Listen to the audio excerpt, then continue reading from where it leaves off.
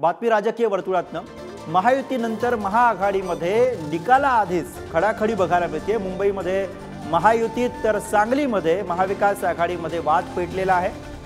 काँग्रेसच्या स्नेहभोजनाला विशाल पाटलांमुळे ठाकरेंचे जिल्हाप्रमुख संतापले। स्नेहभोजनाला विशाल पाटील म्हणजे काँग्रेसच्या गद्दारीचा पुरावाच आहे। काँग्रेसच्या सर्व नेत्यांना विधानसभेला पाडण्याची शपथ घेतो असं ठाकरेंच्या शिवसेनेचे जिल्हाप्रमुख संजय विभुते यांनी म्हटलेलं आहे आणि एक प्रकारे काँग्रेसला त्यांनी इशाराच दिलेला आहे।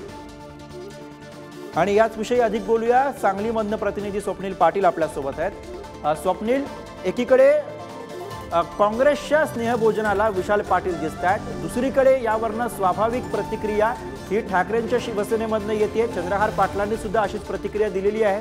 कसं बघायचं या सगळ्या वादाकडे आता? नक्कीच, जर आपण पाहिलं तर 2 दिवसापूर्वी काँग्रेसनं एक स्नेहभोजनाचा कार्यक्रम आयोजित केला होता आणि या स्नेहभोजनासाठी विशाल पाटील हे गेले होते।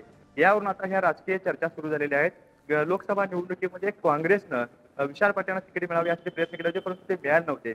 महाविकास आघाडीकडून शिवसेनेत चंद्रहार पाटील लढले होते, त्यामुळे स्वाभाविकच काँग्रेसनं विशाल पाटलांचं काम केलं आहे असा आरोप आता ठाकरेंच्या शिवसेनेने केला जातोय।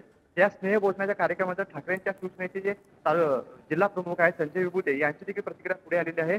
आणि जर महाविकास आघाडीचं काम करायचं नव्हतं आणि केलं नाही आणि तसंच त्यांनी विशाल पाटील यांचं काम केलं आहे असं देखील स्पष्टपणे सांगितलेलं आहे।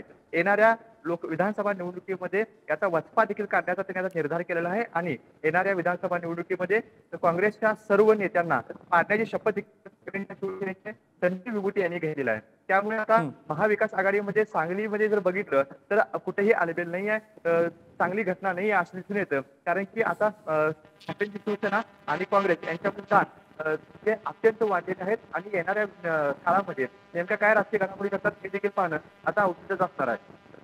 अर्थात धन्यवाद स्वप्नील या सगळ्या सविस्तर माहितीसाठी आणि विश्लेषणासाठी।